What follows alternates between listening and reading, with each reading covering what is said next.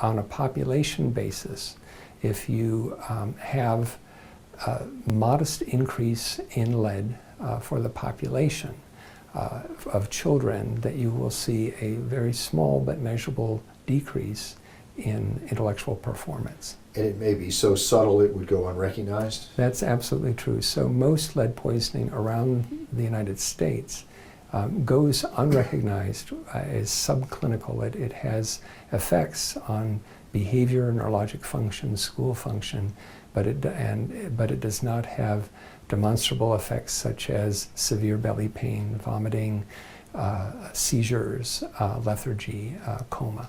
So when you have acute severe lead poisoning, you can have all those changes. You can have seizures, coma, death. But that kind of severe lead poisoning, although it does happen, is much less common than the widespread levels of low-level lead poisoning, especially in older cities in the United States. So if you'd catch it at all, how would you catch it? So the key to catching it is suspicion. So, and we know that small children have normal behavior with touching everything. So toddlers particularly put their hands on everything in the home, and whatever they touch they put in their mouth, and they're putting their hands in their mouth a great deal. So whatever dust they're touching, or dirt, or small objects, paint chips that they touch, those will go in their mouth. So if there is lead in the environment within 2 feet of the ground, that's where the toddler plays, they're going to find it and they're going to put it in their mouth. Fair to say a parent might recognize, oh, there's a paint chip, but the dust would be harder to recognize. Right. So the dust can be tested for, but what is a better way of making sure that we're not missing unrecognized lead poisoning is the current standard for the Arizona Healthcare Cost Containment System, which is our Medicaid program in Arizona, recommends or requires that lead poisoning testing be done for all 12-month-olds and all 24-month-olds.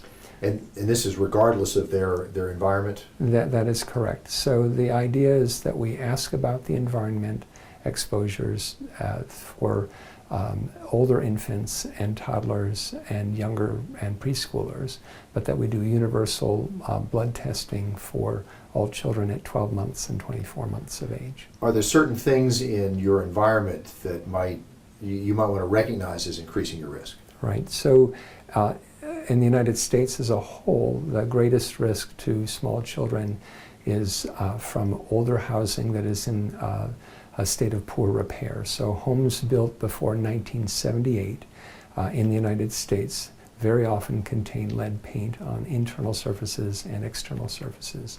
And so if someone has an older home, then they are at risk for having lead in the dust in the home. If the home is in a poor state of repair with breakdown of the paint on the walls, flaking, peeling, crumbling of walls, then that home is at much, much greater risk of having lead in dust and chips on the floor that a child would be exposed to. If there are fresher coats of non-lead paint on top, does that solve or at least reduce your problem? Absolutely. So there are ways of dramatically reducing the risk of lead exposure. One of them is to make sure that a home is in good repair, that the walls are not crumbling, that there's a fresh coat of latex paint covering any old paint, and that the floors are mopped and cleaned regularly. So there's a kind of detergent called high phosphate detergent, which acts as a binder, which is more effective at making sure that any trace amounts of lead are bound and picked up when a floor is mopped and cleaned. Can you cite any brands of that we might refer people to? Unfortunately, I can't give you a brand name for what brand, and unfortunately those detergents are more harmful for the environment because those phosphates wind up in streams and lakes and the ocean, and will cause certain blooms of plant life in the ocean that we don't want. But I'm more worried about brain damage to children, and if the use of those phosphates, high phosphate detergents, was restricted to homes that are at higher risk, so homes built before 1978, then their use would not be as widespread. Now, when I look at the zip codes on that map, they do seem to correlate to older neighborhoods. Is that a fair observation? That is an absolutely fair observation. And so if you look at cities around the country that have stocks of older housing built before 1978, generally it's the older housing in a lower socioeconomic status census tract or zip code that would be where you would find children at highest risk. It's primarily that combination of poverty plus older housing stock that gives children the highest risk. Now, if a child has had exposure, is there any remedy, any reversal, or you just have to keep it from getting worse? So if a child has lead poisoning, there are different interventions that we would do depending on the level of lead poisoning. If it's severe, a child will be admitted to the hospital for specialized treatment with a chelating agent, an agent to bind it from the body. If it's intermediate in severity, a child may be treated with a chelating agent outside of the hospital. For most of the children with low-level lead poisoning, the treatment is simply breaking the contact with the lead exposure. There are other things that we can do. So a child who has iron deficiency at the time of the lead poisoning is at higher risk. So looking for and treating any anemia, particularly iron deficiency anemia, will help a child be protected from some of the effects of lead poisoning. So if you're low on iron, your body might preferentially take up the lead instead?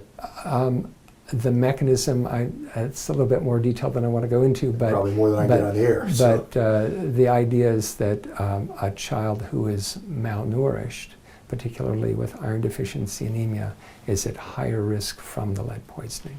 And when you're talking about the chelation, that binds on to the lead so it can be sort of purged? Correct. So the chelating agents are typically agents that would be administered by mouth or by intravenous injection that would act as a molecular sponge to sop up lead and help remove it from the body. But those are much more dangerous to use because they can sometimes change the balance of other metals and chemicals in the body. And when you start pulling lead out of the body, it changes the chemistry of the bones because the lead is largely stored in the bones in the body. So you can change a situation where you pull lead out of the blood and that stimulates the lead to flow from the bones into the blood. So it may not be a one-time treatment, it may be a series of treatments depending on how much lead is stored in the bones. Now, are there other lead sources to be concerned about besides paint?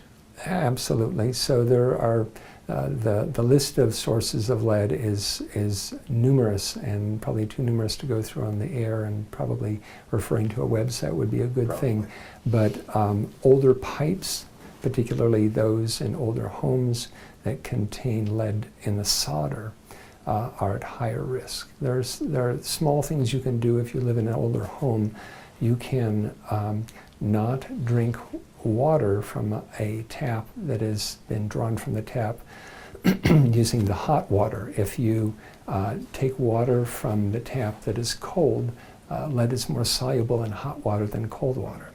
If you let the water run for a few minutes before taking water to cook with or drink with, then water that has dissolved trace amounts of lead into it will generally be flushed out, and the water that is passing through the pipes rapidly will not have had the opportunity to leach as much lead out from older solder. So those are some simple things. Other sources can be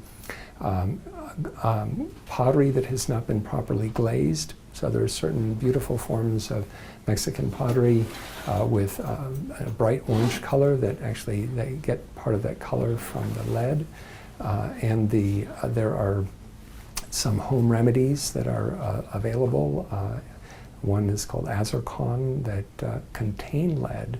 So we have to be very careful about home remedies that are not FDA approved, and older pipes, and then there are actually industrial products. So mini blinds was one example of a plastic that contained lead from China. There are inks that contain lead, and there are industrial chemicals that will sometimes contain lead. Now, what was that home remedy? Because and what's it normally used for? Because people may associate it with the ailment more than by name. Right. So there are home remedies for an ailment that's known in Mexico as empacho.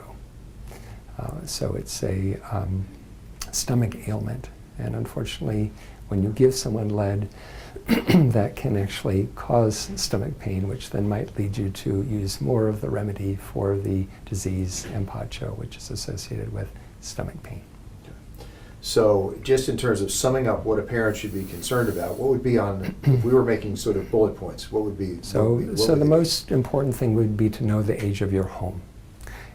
And if you live in a home that's older than, that was built prior to 1978, it would be reasonable to consider testing dust in your home for lead. It's not a have to, but it would be reasonable. If you live in a home that was built before 1978, it would be reasonable if you have flat, hard surfaces for your floors, wood, concrete, tile, to clean them with a high phosphate detergent as your routine cleaning product.